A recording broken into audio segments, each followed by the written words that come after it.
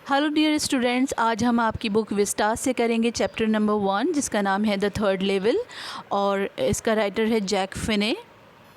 तो चलिए चैप्टर को स्टार्ट करते हैं।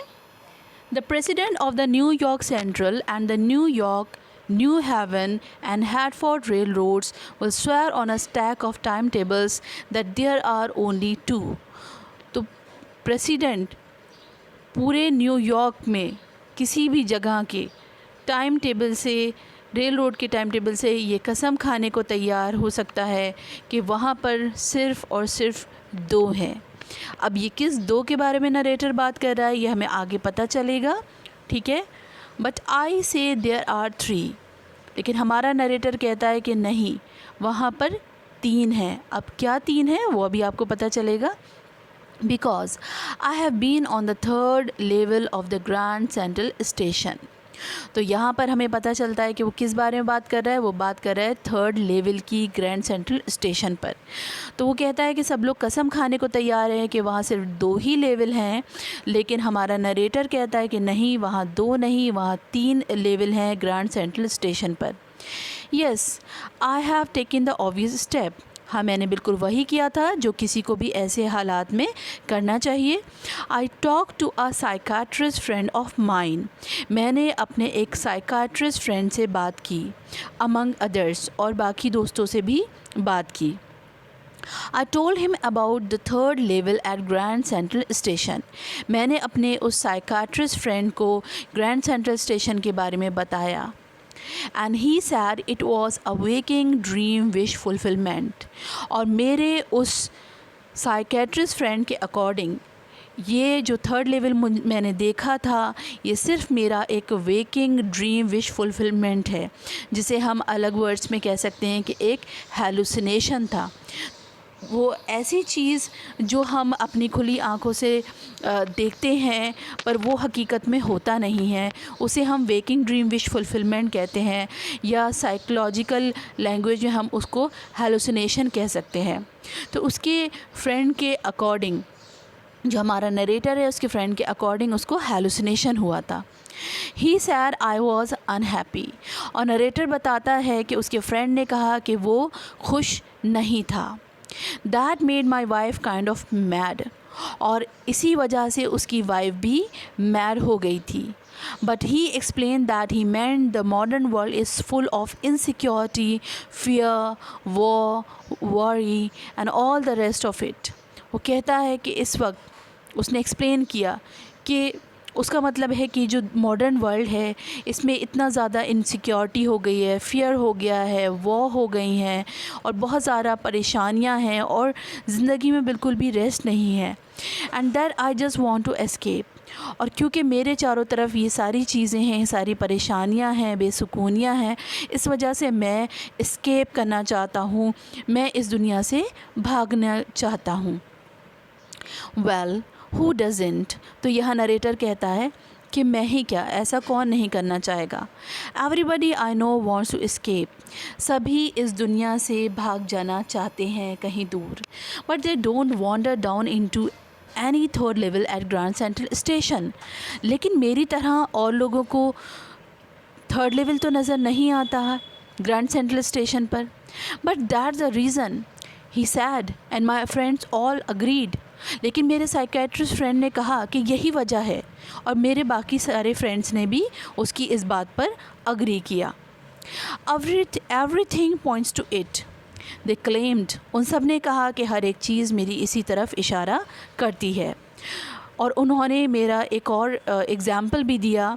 मेरी आदतों में से एक जो आदत थी, माई stamp collecting for example, that's a temporary refuse from my reality.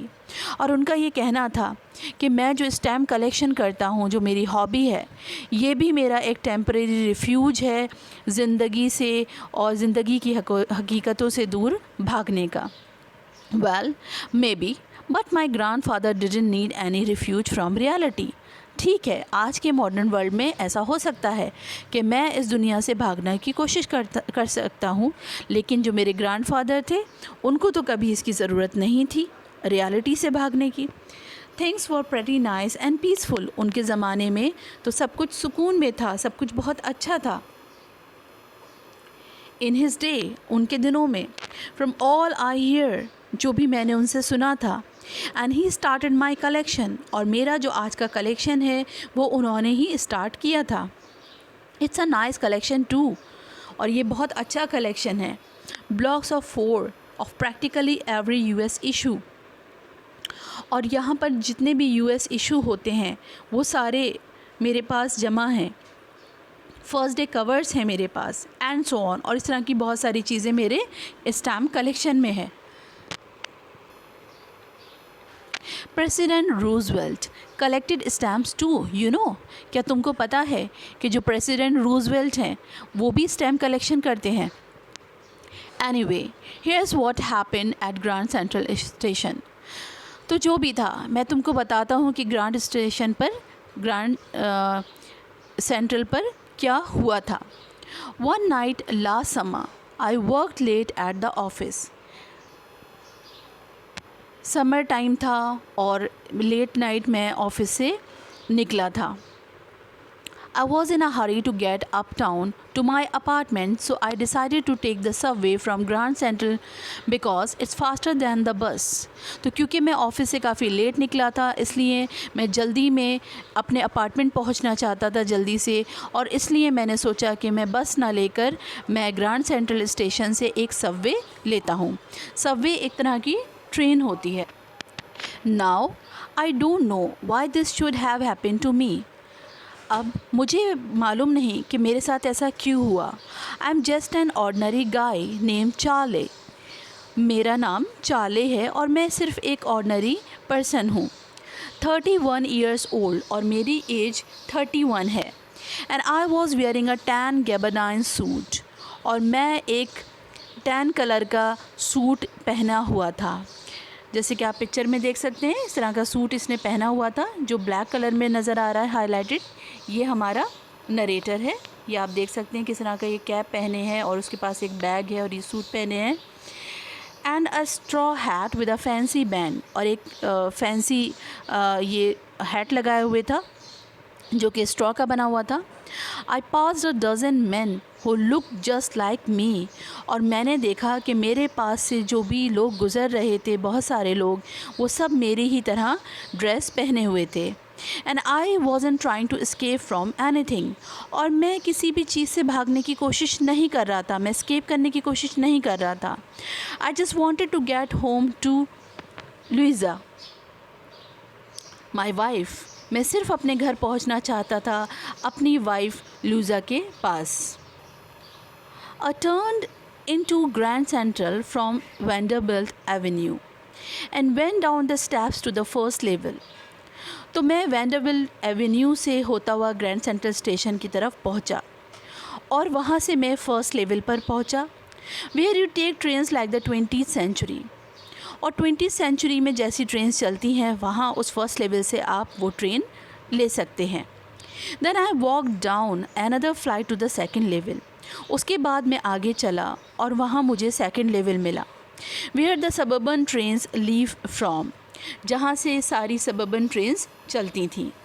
डग्ड into an arch doorway heading for the subway and got lost, और वहाँ से ये निकल जाती थीं एक आर्क्ड रास्ते से होती हुई सबवे की तरफ और कहीं खो जाती थीं. दैट्स ईजी टू डू, ये काफ़ी आसान था.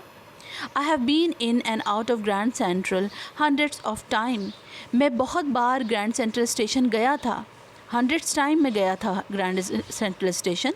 But I am always bumping into new doorways and stairs and corridors. लेकिन जब भी मैं वहाँ गया मुझे हर बार नए दरवाजे, नई सीढ़ियाँ, नए रास्ते मिला करते थे. Once I got into a tunnel about a mile long. एक बार मैं एक टनल में पहुँच गया जो कि बहुत लंबी टनल थी. And came out in the lobby of the Roosevelt Hotel. और ये लॉबी जाकर सीधा पहुँचती थी रूजवेल्ट होटल में. Another time I came up in an office building on 46th Street. और एक बार चलते चलते मैं एक 46 स्ट्रीट में पहुंच गया था जहां पर एक ऑफिस बिल्डिंग थी 3 blocks अवे, और ये 3 blocks की दूरी पर थी. Sometimes I think Grand Central is growing like a tree. कभी कभी मुझे ऐसा लगता था कि ग्रैंड सेंट्रल जैसे एक बड़े से पेड़ की तरह बढ़ता ही चला जा रहा है. Pushing out new corridors and staircases like roots. और हर बार मुझे इसमें कुछ नए रास्ते, कुछ नई सीढ़ियाँ मिल जाती हैं, जैसे कि एक पेड़ की जड़ें बढ़ती रहती हैं, ऐसे ही मुझे रास्ते मिलते रहते थे. There's probably a long tunnel that nobody knows about, feeling its way under the city right now. शायद किसी को एक ऐसी टनल थी यहाँ पर नीचे की तरफ जिसके बारे में किसी को पता ही नहीं था पूरे शहर में. On its way to Times Square, जो कि टाइम्स स्क्वायर की तरफ निकलती थी. And maybe another to Central Park, और शायद एक दूसरी भी तरफ निकलती थी सेंट्रल पार्क की तरफ. And maybe because for so many people through the years Grand Central has been an exit, और शायद बहुत सालों से ये जो ग्रैंड सेंट्रल है ये लोगों के लिए एग्ज़िट का काम कर रहा था, अ वे ऑफ एस्केप, दुनिया से भागने का काम कर रहा था, दुनिया से निजात दिलाने का काम कर रहा था. Maybe that's how the tunnel I got into, शायद इसी तरह से मुझे भी ये टनल मिल गया. But I never told my psychiatrist friend about that idea. लेकिन मैं वहाँ कैसे पहुँचा, कैसे मुझे वो थर्ड लेवल मिला, कैसे उस टनल के थ्रू मैं थर्ड लेवल पर पहुँचा, इस सब के बारे में कभी मैंने अपने साइकेट्रिस्ट फ्रेंड को नहीं बताया था. The corridor I was in began angling left and slanting downward. जिस कॉरिडोर में पहुँचा था मैं, वो लेफ़्ट की तरफ मुड़ती थी और फिर नीचे की तरफ सीढ़ियाँ उतरती थी. And I thought that was wrong. पहले मुझे लगा कि मैं गलत रास्ते पर आ गया हूँ. But I kept on walking, लेकिन मैं चलता रहा. All I could hear was the empty sound of my own footsteps. मुझे सिर्फ अपने ही कदमों की आवाज़ सुनाई दे रही थी. And I didn't pass a soul, और मेरे आसपास कोई भी मौजूद नहीं था. Then I heard that sort of hollow roar ahead, that means open space and people talking. फिर कुछ ही दूर चलने के बाद मुझे ऐसा सुनाई दिया कि बाहर कुछ लोग मौजूद हैं इस टनल के बाहर, और वहाँ एक ओपन स्पेस है. The tunnel turned sharp left, और ये टनल लेफ़्ट की तरफ मुड़ती थी. I went down a short flight of stairs. कुछ सीढ़ियाँ उतर कर मैं वहाँ पहुँचा. And came out on the third level at Grand Central Station. और finally मैं कहाँ पहुँच गया? थर्ड लेवल पर, ग्रैंड सेंट्रल स्टेशन के. For just a moment I thought I was back on the second level. कुछ देर के लिए मुझे लगा कि मैं अभी भी सेकंड लेवल पर ही हूँ. But I saw the room was smaller. लेकिन मैंने देखा कि वहाँ कुछ बदलाव थे, जैसे कि जो रूम था वो छोटा था. There were fewer ticket windows and train gates. और वहाँ पर टिकट विंडो थी जहाँ से आप टिकट ख़रीद सकते हैं, और ट्रेन गेट थे. And the information booth in the centre was would and old looking. और वहाँ पर जो इंफॉर्मेशन बूथ था वो बिल्कुल सेंटर में बना हुआ था, और ये लकड़ी का बना हुआ था और काफ़ी पुराना नज़र आ रहा था. And the man in the booth wore a green eye shade and long black sleeve protectors. और जो आदमी वहाँ बैठा हुआ था वो उसने ग्लव्स पहने हुए थे और उसने एक चश्मा लगाया हुआ था. The lights were dim and sort of flickering. और जो वहाँ रोशनी थी वो फड़फड़ाती हुई रोशनी थी. Then I saw why. फिर मुझे समझ में आया कि वो जो रोशनी है वो क्यों फ्लिकरिंग कर रही है, क्यों फड़फड़ा रही है. They were open flame gas lights. क्योंकि वो मॉडर्न लाइट्स नहीं थी, वो ओपन फ्लेम गैस लाइट्स थी जो वहाँ पर जल रही थी. There were brass spittoons on the floor. स्पिटॉन्स कहते हैं हम पीक दान को. इंडिया में जैसे लोग पान खाते हैं तो पान खाकर, या आप उसको डस्टबिन भी कह सकते हैं अदर वर्ड्स में. तो उसने देखा कि फ्लोर पर ब्रास के स्पिटॉन्स थे, डस्टबिन से, जिनमें लोग स्पिट करते थे यानी थूकते थे. And across the station a glint of light caught my eye. अचानक से मेरी आँखों पर एक रोशनी पड़ी. A man was pulling a gold watch from his vest pocket. मैंने देखा कि एक आदमी अपने जेब से एक गोल्ड वॉच निकाल रहा था. तो आपको पता होगा जैसे गांधी जी थे तो गांधी जी के ज़माने में ये पॉकेट वॉच चला करती थी। और उस ज़माने में लोग, जो ब्रिटिशर्स का टाइम था, उस ज़माने में लोग पॉकेट वॉच रखा करते थे। तो लगभग हम अंदाज़ा लगा सकते हैं कि ये किस ज़माने में पहुंच गया था। तो उसने देखा कि एक आदमी पॉकेट वॉच निकालता है, उसकी रोशनी उसकी आंखों पर पड़ती है। He snapped open the cover. उस आदमी ने उस वॉच का कवर खोला, glanced at his watch and frowned, और उसने टाइम देखा अपने वॉच में। ही वोर अ डर्बी हैट, और वो कुछ अलग तरह का हैट पहने हुआ था। A black 4 button suit with tiny lapels. Lapels कहते हैं एक तरह के कॉर्नर्स होते हैं, जो कॉलर्स होते हैं हमारे शर्ट में बने होते हैं। तो 4 बटन वो सूट पहना हुआ था जिसमें लेपल्स थे, यानी कि कॉलर्स थे। And he had a big black handlebar moustache. वो कपड़े भी बिल्कुल अलग तरह के पहने हुए था। उसके हाथ पर वॉच नहीं थी, उसके पास पॉकेट वॉच थी। और एक और चीज़ थी, उसकी मूछें, उसकी मस्टैश, उसकी मूछ जो हैंडल बार थी। हैंडल बार यानी पतली पतली मूछें थी। ये मूछें भी हमें महात्मा गांधी जी के ज़माने पर इशारा करती है। तो उसी ज़माने के कपड़े और बिल्कुल लुक जो उस आदमी का था, जो उस स्टेशन पर मौजूद था, जिसको हमारे नरेटर ने देखा, वो बिल्कुल उस ज़माने का लग रहा था। Then I looked around and saw that everyone in the station was dressed like 1890 something. तो उसने देखा कि वहाँ मौजूद सिर्फ वही एक आदमी नहीं था जो ऐसा दिख रहा था। वहाँ मौजूद सारे लोग इसी तरह की ड्रेसिंग किए हुए थे। सब लोग कुछ 1890s वाली ड्रेसिंग किए हुए थे उस स्टेशन पर। I never saw so many beards, sideburns and fancy mustaches in my life. तो कभी आप पुरानी मूवी देखिएगा तो उसमें, जैसे कि आपकी ओम शांति ओम मूवी में का मैं हमेशा एग्जांपल देती हूँ। तो जैसे ओम शांति ओम मूवी में आपने देखा होगा कि पुराना ज़माना दिखाया गया है, तो उसमें जो शाहरुख खान है उसकी जो साइड बन्स हैं, साइड बन्स कहते हैं जो आदमियों के जो मेल्स होते हैं उनके गालों पर थोड़ा यहाँ पर साइड में बाल होते हैं, ठीक है, जिसको कुछ लोग कलम भी कहते हैं, ठीक है। तो ये साइड बन्स होते हैं। और बहुत सी तरह की मूछें थीं, बहुत सी तरह की दाढ़ियाँ थीं, सबकी अलग अलग तरह की, जो कि नरेटर ने कभी नहीं देखी थी। A woman walked in through the train gate. एक लेडी को भी उसने देखा, एक वुमेन को देखा जो ट्रेन गेट से गुज़र रही थी। She wore a dress with leg of mutton sleeves and skirts to the top of her high button shoes.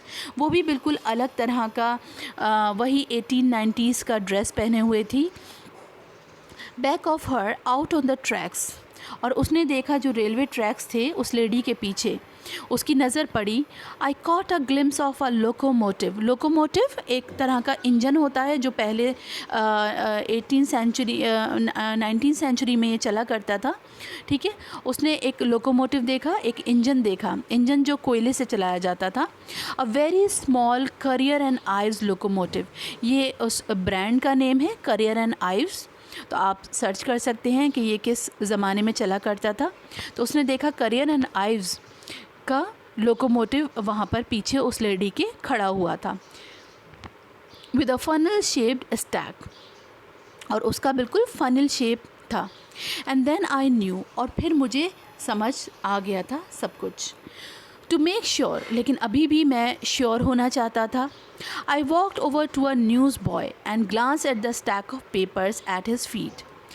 तब मैं श्योर होना चाहता था और इसलिए मैं एक न्यूज़पेपर बॉय के पास पहुंचा, और वहाँ जो उसके पास ढेर लगा हुआ था उसके पैरों के पास न्यूज़पेपर का, वो न्यूज़पेपर मैंने देखा। The world hasn't been publish for years. अब मॉडर्न वर्ल्ड में बहुत सालों से ये जो न्यूज़पेपर था द वर्ल्ड, ये बंद हो चुका था, ये पब्लिश नहीं हो रहा था। The lead story sad something about president Cleveland, और ये जो न्यूज़पेपर था उस वक्त मेरे सामने, उसमें प्रेसिडेंट क्लीवलैंड के बारे में लिखा हुआ था। अब स्टूडेंट्स, आप लोग तो जानते हैं कि जिस ज़माने में हमारा नरेटर था उस ज़माने में प्रेसिडेंट रूजवेल्ट थे, ठीक है। और यहाँ जो न्यूज़पेपर उसने देखा उसमें प्रेसिडेंट रूजवेल्ट के बारे में नहीं, प्रेसिडेंट क्लीवलैंड के बारे में लिखा हुआ था। I have found that front page since in the public library files and it was printed June 11, 1894. और ये जो न्यूज़पेपर था वो पब्लिक लाइब्रेरी फाइल्स में उसने देखा था, एक बार उसको मिला था और इस पर डेट थी पब्लिकेशन की जून 11, 1894। तो आप अंदाज़ा लगा सकते हैं कि ये न्यूज़पेपर 19th सेंचुरी का था। तो यहाँ कुल मिलाकर हम यही कह सकते हैं कि हमारा जो नरेटर है वो कहाँ पहुँच गया था, वो मॉडर्न वर्ल्ड से पहुँच गया था 19th सेंचुरी में। I turned toward the ticket windows knowing that here on the third level at Grand Central I could buy a ticket that would take Louisa and me anywhere in the United States we wanted to go. और यहाँ अब उसको समझ में आ गया था कि वो 19th सेंचुरी में पहुँच चुका है, तो उसने सोचा कि वो मुड़कर यहाँ से टिकट विंडो पर पहुँचता है और पहुँचकर वहाँ से वो थर्ड लेवल ग्रैंड स्टेशन पर जाएगा और वहाँ से वो 2 टिकट लेगा, अपनी वाइफ लुइजा के लिए और अपने लिए, जिससे वो पूरा यूनाइटेड स्टेट घूम सकता है जहाँ भी वो चाहे इन द ईयर 1894, यानी कि 19th सेंचुरी में जहाँ भी वो चाहे पूरे अमेरिका में वो घूम सकता था। And I wanted 2 tickets to Galesburg, Illinois, और वो घूमना चाहता था, 2 टिकट लेना चाहता था गाल्सबर्ग, इलिनॉइस के। ये एक स्पेशल प्लेस था जहाँ वो विज़िट करना चाहता था 19th सेंचुरी में। Have you ever been there? तो यहाँ नरेटर अपने रीडर्स से, अपने पढ़ने वालों से ये पूछ रहा है कि आप लोग कभी गए हो वहाँ? It's a wonderful town still, आज भी मॉडर्न ज़माने में भी ये बहुत अच्छा है। With big old frame houses, यहाँ आपको बड़े बड़े घर मिल जाएंगे, ह्यूज लॉन्स, और उसमें बड़े बड़े लॉन्स होंगे बाहर, एंड ट्रेमेंडस ट्रीज़, और बहुत बड़े बड़े पेड़ होंगे, whose branches meet overhead and roof the tree streets, और इतने बड़े पेड़ हैं कि उनकी ब्रांचेस आपस में मिली हुई हैं और उनसे एक छत जैसी क्रिएट हो गई है पूरी स्ट्रीट में। And in 1894 summer evenings were twice as long, और 19th सेंचुरी में इवनिंग्स जो हुआ करती थी, जो दिन हुआ करते थे, बड़े लंबे हुआ करते थे, आज से ट्वाइस हुआ करते थे, यानी दुगने बड़े होते थे। And people set out on their lawns, और लोग 19th सेंचुरी में अपने लॉन्स में इवनिंग में समर टाइम में बैठा करते थे। The man smoking cigars and talking quietly, और लोग सुकून से अपने लॉन्स में बैठकर बातें किया करते थे और सिगार्स इंजॉय करते थे। The women waving palm leaf fans, और उस ज़माने में जो विमेन हुआ करती थी वो पाम लीफ के फ़ैन से अपने आप को हवा दिया करती थी। With the fire flies all around, और क्योंकि उस टाइम पॉल्यूशन नहीं था तो फायर फ्लाइज भी बहुत ज़्यादा हुआ करती थी 19th सेंचुरी में। तो वो कहता है कि खूबसूरत ये नज़ारे आप देख सकते थे वहाँ पर कि चारों तरफ फायर फ्लाइज घूमा करती थी। फायर फ्लाइज कहते हैं हम जुगनू को। इन अ पीसफुल वर्ल्ड, और ये बहुत ही सुकून की दुनिया है 19th सेंचुरी की। To be back there with the first world war still 20 years off, तो जो फर्स्ट वर्ल्ड वॉर है उसको गुज़रे हुए 20 साल हो चुके हैं। 20 years ऑफ यानी 20 साल गुज़र चुके हैं फर्स्ट वर्ल्ड वॉर होने के बाद का ये ज़माना है। And world war 2 over 40 years in the future, और अभी वर्ल्ड वॉर होने में 40 years बाकी हैं। I wanted 2 tickets for that, तो ऐसे ज़माने में वो जाना चाहता था। तो स्टूडेंट्स, मैं आपको बताना चाहती हूँ कि जो दुनिया के जो हालात हैं और जो बेसुकूनी दुनिया में हुई है वो ख़ास करके वर्ल्ड वॉर 2 के बाद हुई है। वर्ल्ड वॉर 2 के बाद बहुत सारे लोगों को साइकोलॉजिकल प्रॉब्लम्स हो गई, बहुत सारे लोग डिस्टर्ब हो गए वर्ल्ड वॉर 2 के बाद। तो शायद हमारा जो ये नरेटर है वो भी वर्ल्ड वॉर 2 के बाद काफ़ी डिस्टर्ब्ड है और काफ़ी परेशान है, और इसलिए वो ज़िक्र कर रहा है 19th सेंचुरी का, जहाँ अभी वर्ल्ड वॉर हुई भी नहीं थी और बहुत सुकून की दुनिया थी वो। तो वो उस सुकून की दुनिया में एक ख़ास जगह थी गाल्सबर्ग इलिनॉइस में ये जगह थी, वहाँ वो जाना चाहता था अपनी वाइफ लोइज़ा के साथ। The clerk figure the fair. जब वो टिकट ख़रीदने गया तो वहाँ जो क्लर्क बैठा था उसने उसका किराया उसको कैलकुलेट करके बताया। He glance at my fancy hatband. पहले उस क्लर्क ने बड़े ध्यान से मेरे फैंसी हैड बैंड को देखा। But he figured the fair. फिर उसने मुझे किराया बताया। And I had enough for 2 coach tickets. और मेरे पास उस वक्त इतना पैसा था कि मैं 2 टिकट्स ख़रीद सकता था, वन वे, एक तरफ के। But when I counted out the money and looked up. लेकिन जब मैंने पैसा निकाला और मैं काउंट करने लगा, the clerk was staring at me. Clerk मुझे घूर कर देखने लगा। ही नॉडेड एट द बिल्स। उसने मेरे पैसों को लेने के लिए इनकार कर दिया। That ain't money mister. उसने कहा कि ये पैसा नहीं चलेगा। He said, and if you are trying to skin me you won't get very far. और अगर तुम मुझे धोखा देना चाहते हो तो तुम ज़्यादा दूर नहीं जा पाओगे, तुम मुझे धोखा देकर नहीं भाग पाओगे। And he glance at the cash dryer beside him. और उसने उस कैश की तरफ नज़र डाली जो ड्रॉयर में उसके पास मौजूद था। Of course the money was old style bills. तो वहाँ जो पैसा ड्रॉयर में था क्लर्क के पास, वो ओल्ड स्टाइल का पैसा था। Half again as big as the money we use nowadays. और वो काफ़ी बड़े बड़े नोट्स थे जो हम आज के ज़माने में यूज़ करते हैं, वो उस आज के ज़माने से डबल थे। एंड डिफरेंट लुकिंग, और काफ़ी अलग दिखते थे। I turn away and got out fast. तो मैं वहाँ से जल्दी से भाग गया, निकल गया वहाँ से। There's nothing nice about jail even in 1894। तो यहाँ नरेटर कहता है कि सब कुछ बहुत अच्छा है 19th सेंचुरी में, लेकिन 19th सेंचुरी में जेल अच्छा नहीं है, जेल जाना अच्छा नहीं था, इसलिए डर के मारे वो वहाँ से भाग गया। And that was that. और ये सब उसके साथ हुआ। I felt the same way I came. I left the same way I came I suppose. और मुझे लगता है कि मैं जिस रास्ते से गया था उसी से मैं वापस लौट आया। Next day during lunch hour. अगले दिन लंच के वक्त I drew $300 out of the bank. अगले दिन मैंने बैंक से $300 पैसा निकाल लिया। Nearly all we had. लगभग जितना भी पैसा हमारे पास था बैंक में वो सब हमने निकाल लिया। And bought old style currency. और उससे मैंने पुरानी करेंसी ख़रीद ली। That really worried my psychiatrist friend. और इस बारे में नरेटर ने अपने साइकेट्रिस्ट फ्रेंड को बताया था कि किस तरह से उसने ओल्ड स्टाइल करेंसी ख़रीद ली थी अपने सारे पैसों के बदले में। और ये सुनकर उसके साइकेट्रिस्ट फ्रेंड को बड़ी फ़िक्र हो गई थी। You can buy old money at almost any coin dealers.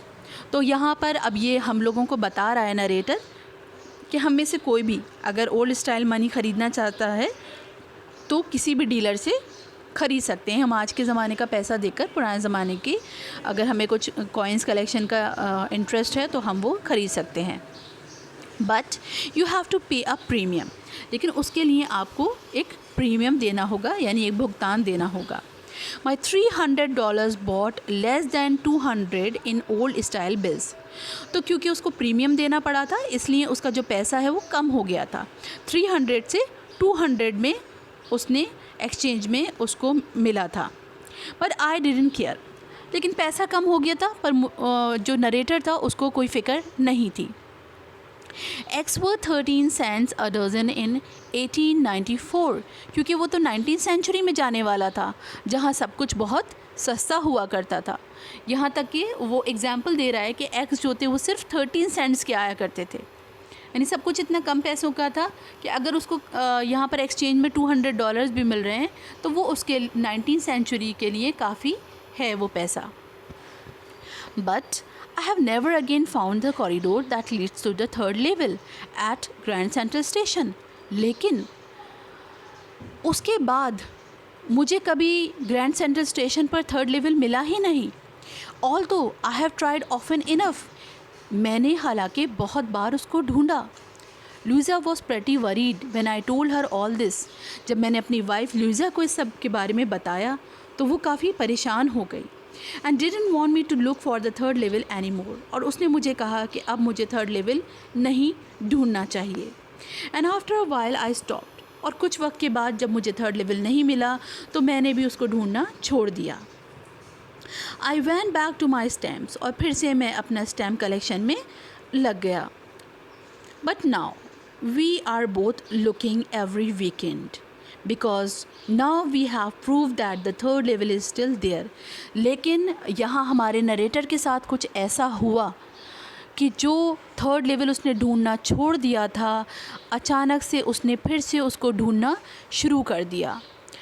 क्यों शुरू कर दिया उसने? और हर वीकेंड पर वो उसको ढूंढा करता था। क्यों? क्योंकि अब उसको प्रूफ मिल गया था कि रियल में एक थर्ड लेवल एग्जिस्ट करता है, थर्ड लेवल है, जो कि उसे लग रहा था कि शायद नहीं है। My friend Sam Vanern disappeared, उसको एक प्रूफ मिला था, और वो प्रूफ यहाँ पर हम बताएंगे आपको कि कैसे वो प्रूफ मिला था आगे स्टोरी में। उसका एक फ्रेंड था सैम, जो कि गायब हो गया था। नोबडी न्यू वेयर, किसी को नहीं पता था कि वो कहाँ गया। But I sort of suspected because Sam's a city boy, लेकिन मुझे कुछ शक था क्योंकि सैम एक सिटी बॉय था, शहर का रहने वाला था। And I use to tell him about Galesburg, और मैं उसको गाल्सबर्ग के बारे में बताता था। I went to school there and he always said he like the sound of the place, और जब भी मैं उसको अपने स्कूल के बारे में, उस जगह के बारे में बताता था, गाल्सबर्ग के बारे में, तो वो उसको बहुत पसंद करता था, मेरा दोस्त Sam. And that's where he is all right, और मेरा वो दोस्त अब वहीं था। इन 1894 19th सेंचुरी में वो पहुंच चुका था। मेरा दोस्त सैम गाल्सबर्ग में पहुंच गया था 19th सेंचुरी में, और इसका प्रूफ मुझे मिल गया था। बिकॉज वन नाइट, एक रात, क्योंकि एक रात fussing with my stamp collection, जब मैं अपने स्टैम्प कलेक्शन को देख रहा था, आई फाउंड, मुझे कुछ मिला।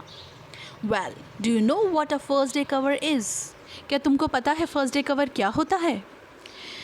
When a new stamp is issued, जब भी कोई स्टैम्प इशू होता है, यानी जारी होता है, गवर्नमेंट उसको निकालती है, स्टैम्प कलेक्टर्स, जो भी स्टैम्प को कलेक्ट करने का शौक़ रखते हैं, buy some and use them to mail envelopes to themselves on the very first day of sale.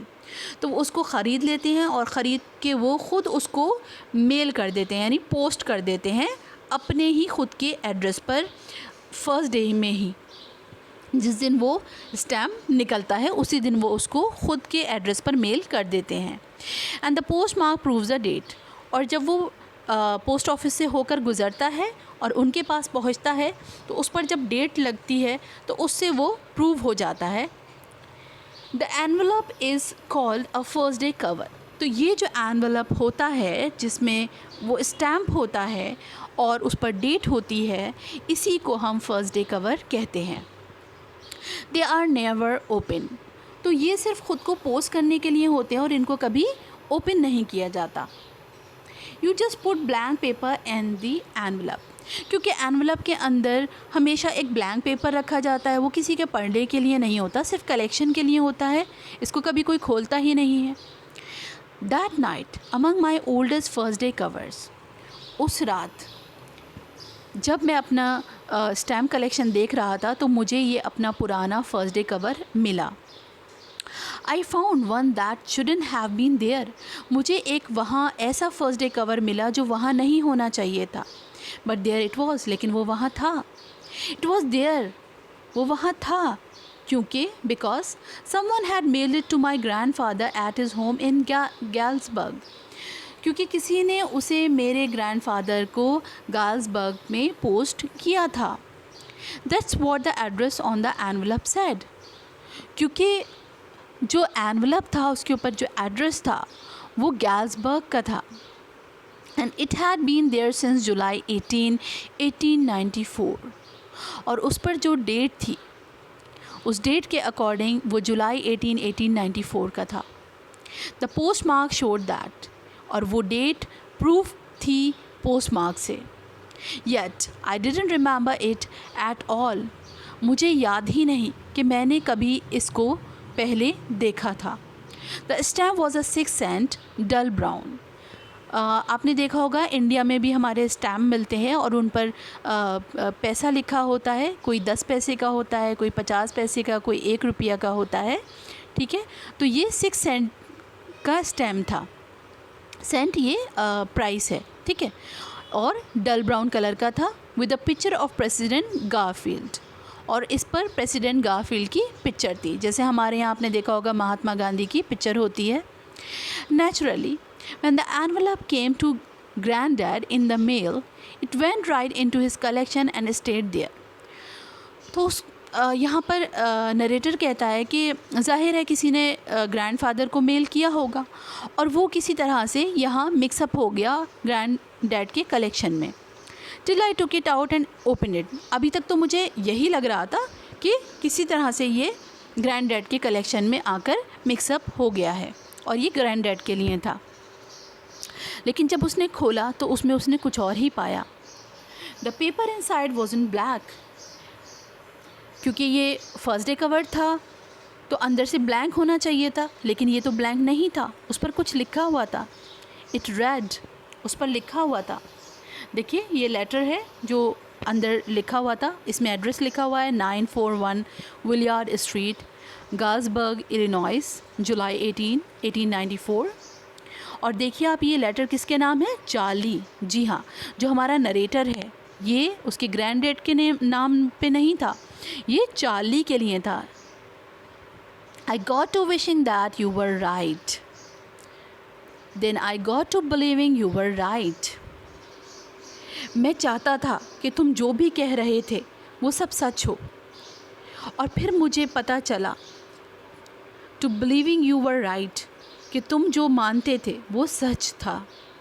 And Charlie, it's true. Charlie, ये बिल्कुल सच है. I found the 3rd level, मुझे 3rd लेवल मिल गया है. I have been here 2 weeks, मैं यहाँ 2 हफ्तों से हूँ. एंड राइट नाउ, और अभी, down the street at the Dalys, और जो स्ट्रीट है दिल्ली की, someone is playing a piano, कोई पियानो यहाँ पर बजा रहा है. And they are all out on the front porch singing, seeing Nelly home. और यहाँ वो खुशी से गाना गा रहे हैं. गाने का नाम है Seeing Nelly Home. And I'm invited over for lemonade.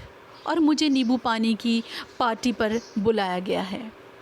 Come on back, Charlie and Louisa. आ जाओ तुम भी लौट कर, चार्ली और Louisa. Keep looking till you find the 3rd level. तुम ढूंढते रहो जब तक तुमको 3rd लेवल नहीं मिल जाता. It's worth it, believe me.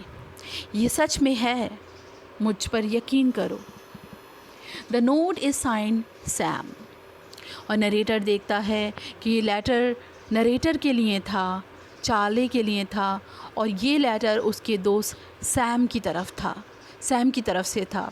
और वो आपको पहले ही बता चुका है चैप्टर में कि उसका जो दोस्त है सैम, उसको वो गाल्सबर्ग के बारे में बताया करता था और वो बहुत खुश होता था उस जगह के बारे में सुनकर.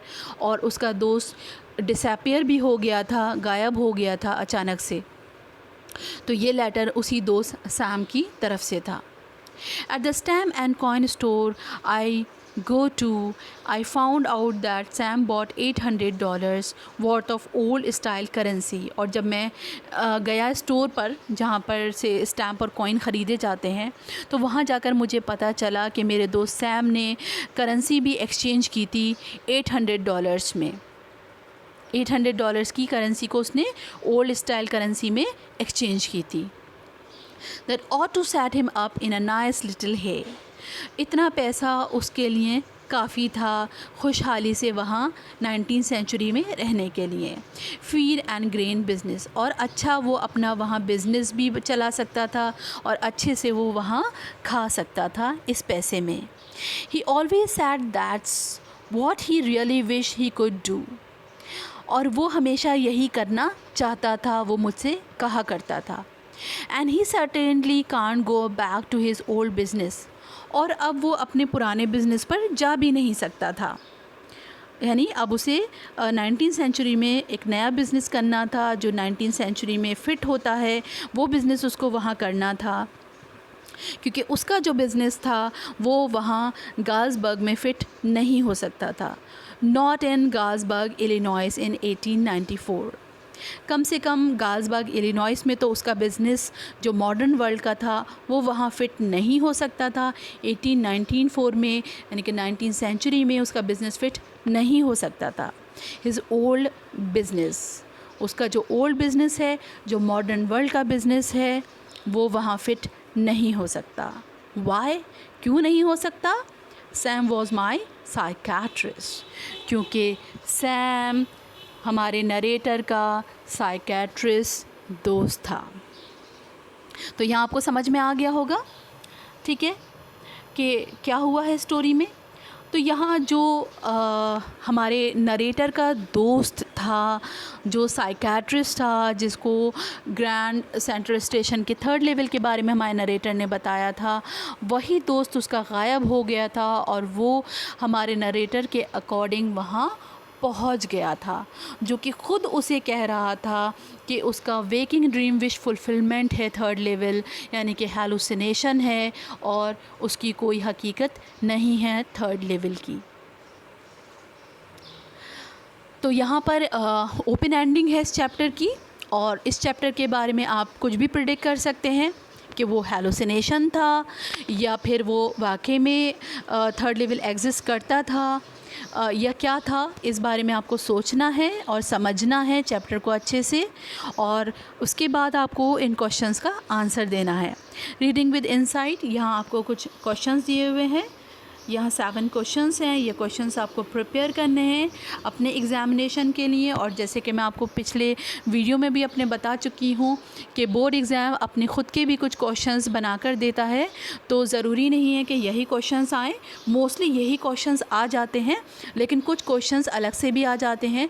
तो उसके लिए आपको क्या करना है, आपको अपना चैप्टर बहुत अच्छे से, बहुत ध्यान से इसको आपको पढ़ना है, समझना है, और आपको उसके ऊपर राइटिंग प्रैक्टिस करनी है। तभी आप कोई भी क्वेश्चन का आंसर हैंडल एग्ज़ाम में कर सकते हो, ठीक है। इसी तरह फिर मैं आपके लिए और चैप्टर्स का एक्सप्लेनेशन लेकर आऊँगी। अगर आप क्लास 12 से बिलोंग नहीं करते हैं, किसी और क्लास से बिलोंग करते हैं, इवन अगर आप ग्रेजुएशन के भी स्टूडेंट हैं और आपको किसी चैप्टर में प्रॉब्लम है, तो आप मुझे नीचे कमेंट बॉक्स में बता सकते हैं कि कौन से चैप्टर का आप एक्सप्लेनेशन चाहते हैं। तो मैं आपके लिए कोशिश करूँगी उसका एक्सप्लेनेशन लाने की। और जो 12th क्लास के बच्चे हैं उनके लिए मैं ये जो क्वेश्चंस दिए हुए हैं चैप्टर्स के आपके, मैं इन सब के आंसर्स भी जल्दी वीडियोज़ में लेकर आऊँगी। Okay then, good bye.